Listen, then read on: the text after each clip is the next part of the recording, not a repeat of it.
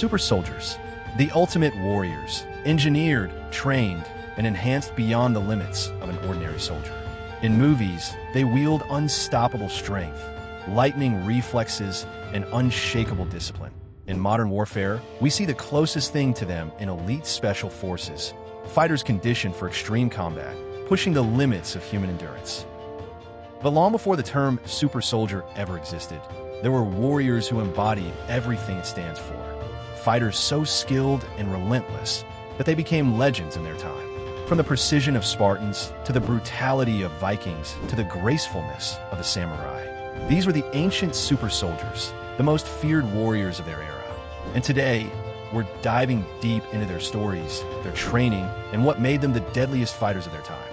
Stick around, because by the end of this video, you might just find out which of these warriors would dominate in an all-out battle for ultimate supremacy.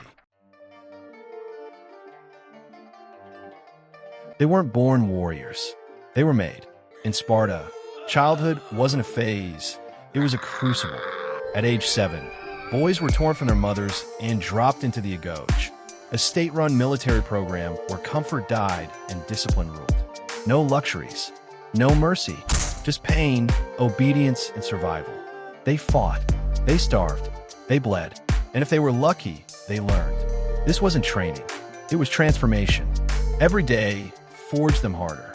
By the time a Spartan became a man, fear was no longer part of his vocabulary. They learned to fight in phalanx formation, shield to shield, spear to flesh. One unit, one weapon, a wall of bronze and muscle that shattered armies. They say 300 Spartans held the line at Thermopylae. That's not a legend, that's a warning. Because these men fought not to live, but to die with honor. They cracked Persian lines like a hammer through glass. And even when they fell, the enemy never forgot them. At Plataea, they didn't just hold the line, they broke it. A tide of bronze surged forward and turned the Persians to dust. No retreat, no surrender, just Spartan steel. They were more than soldiers. They were a message carved into history. You could train a body, you can sharpen a blade, but to forge a warrior who stands unshaken in the face of death, you have to start from the beginning. That's the Spartan hoplite, born in pain, trained in war, and remembered in legend. If Spartans were bred to fight, Romans were built to conquer. And at the heart of every Roman legion stood a centurion. Not just a soldier, not just a commander, a walking standard, the first in and the last to flee.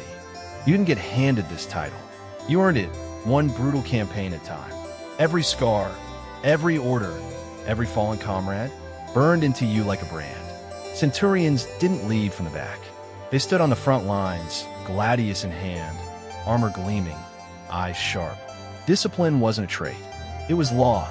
Rome didn't win by rage or chaos. Rome won by system, by turning men into machines. They built roads across continents, fortresses in deserts. And when they marched, the ground shook beneath their boots. At Alesia, they caged a king. At Actium, they crushed fleets with ruthless precision. And at Teutoburg, they learned that although they can bleed, they came back stronger, smarter, and deadlier. Centurions weren't just warriors. They were the spine of an empire. With one word, they could unleash 1,000 men like a tidal wave of steel. It didn't need to be loud. They just needed to be obeyed. This was the Roman centurion, engineered by battle, feared by enemies, and trusted to carry the weight of Rome on his shoulders. They began as slaves, but they didn't stay that way. The Mammlots were ripped from their homelands as boys, bought, sold, and sent to train. But their masters didn't expect obedience. They expected excellence. These weren't just soldiers. They were living weapons, experts in cavalry warfare, archery, and blade combat. And when the time came, they didn't just fight for the throne. They took it. At Ain Jalut, they did the unthinkable. The unstoppable Mongol horde met a wall of Mamluk steel and broke. Not with numbers, not with fear, but with skill, speed, and the kind of precision only born from lifelong training. They came from chains and rose as champions, and in their wake, they left a message. Mastery is not a birthright. It is earned one battle at a time. The Mammlots, slave soldiers, kingmakers, and the last thing their enemies ever saw.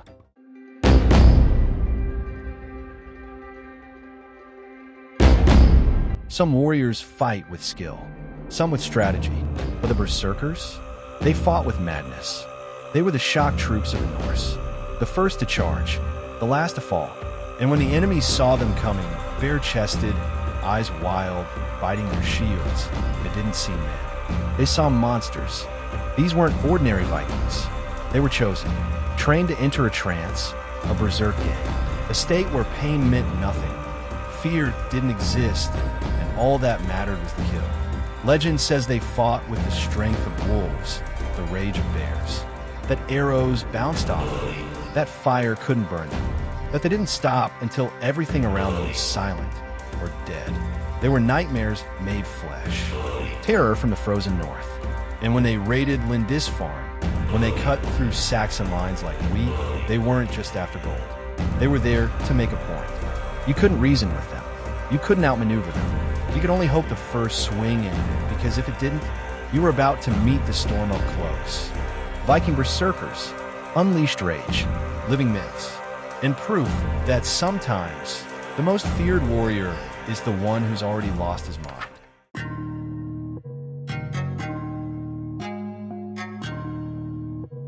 Not all super soldiers roared.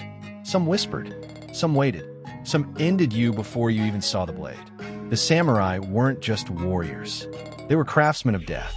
Every strike had purpose, every movement a message. From birth, they were trained in the art of war, archery, swordsmanship, horsemanship, but also poetry, philosophy, discipline. Because the true strength of a samurai wasn't just his blade, it was his mind. They fought by Bushido, the way of the warrior, honor above life, loyalty above victory. To retreat was a shame. To die in service was glory. The samurai didn't shout. They didn't break formation. They simply moved with precision and killed with grace. At Nagashino, they faced a tide of mounted warlords, and in a flash of innovation and steel, turned the tide with gunpowder and grit. Tradition and adaptation, side by side, cutting through chaos. Samurai didn't fight like animals. They fought like artists. Every duel was a performance. Every death, a signature. This was the samurai, precise, deadly, unshaken by fear, and unmoved by chaos. A sword guided by honor. And there you have it. If you enjoyed this journey through time and fury, make sure to like the video, subscribe to the channel, and turn on notifications so you don't miss what's coming next. Got a favorite warrior? Or one you think deserves a spotlight? Drop it in the comments. Your idea might shape the next video. Thanks for watching. Until next time, stay sharp.